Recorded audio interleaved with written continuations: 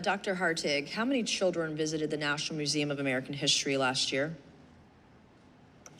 Hi, good morning, ma'am. Answer the question, how many kids? Good morning, ma'am. Since we don't charge, Are you the director of the museum? I am, ma'am. Okay, and you don't know how many people visited the museum last year? 2 million.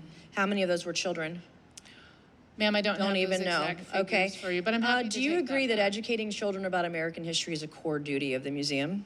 Yes or no? Absolutely. And are images of sexual fetishes appropriate for children?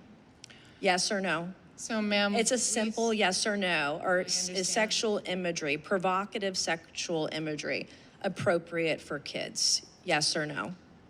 Ma'am, we strive to represent all Americans. You strive to represent fullness of queer, American- pedophiles, indoctrination, grooming of kids at an American History Museum. And it sounds like you're proud of it. You won't answer the questions, probably because you're ashamed. And as a woman, I really can't believe you will sit here today and you can't even admit that sexual imagery, like this behind me, they tell me, my staff tells me, this little trinket around the penis, this is BDSM, in a setting where children are walking through. That's disgusting.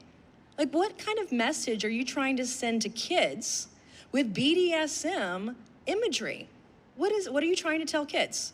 Are you sexualizing children? Is that what your motive is for the museum? Why?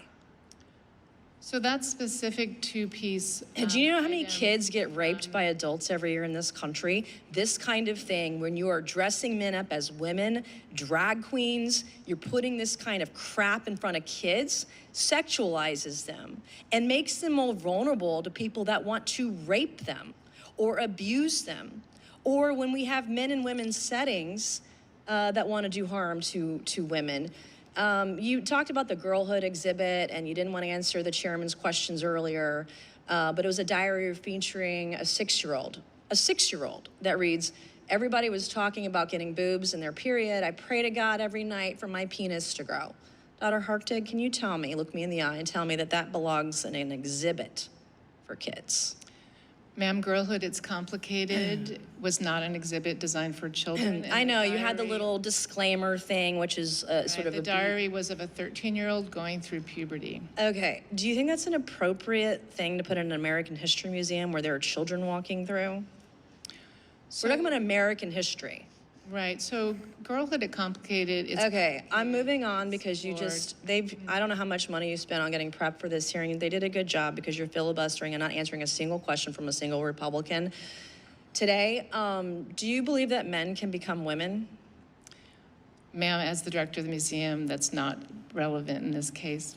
It's very relevant. You've got men dressed up as women and you have them on displays in front of kids. Do you think men can become women, yes or no? So RuPaul's Drag Race, which is the upper... It's a man. RuPaul is a man who dresses like a woman, literally. Correct. What is a woman, Dr. Hartig? As a director and as a historian, it's not my opportunity. You sexualize the American History Museum. So this is a fair question. What is a woman? So at the museum... What is a woman? We strive to represent and not categorize all Americans. Okay, I have another question for you. There's a glossary at the museum that informs visitors that while American culture traditionally recognizes 2 genders, other countries recognize 3 or more. So enlighten me this morning. How many genders are there? Ma'am, which glossary? This is a display, and that has a glossary that says other countries recognize 3 or more genders. So I would like you to enlighten me today. You're the director of the American History Museum who's sexualized things in front of kids. I want to ask you, how many genders are there? So first of all, I'm happy to get How back many? to you about the glossary. How many genders are there? Sure. And what are they? I'm not sure which glossary you're speaking of. Of course, I know that you don't. You know exactly what this hearing was about today. One of your exhibits at the American History Museum says sometimes gender isn't revealed at birth. So when is gender revealed?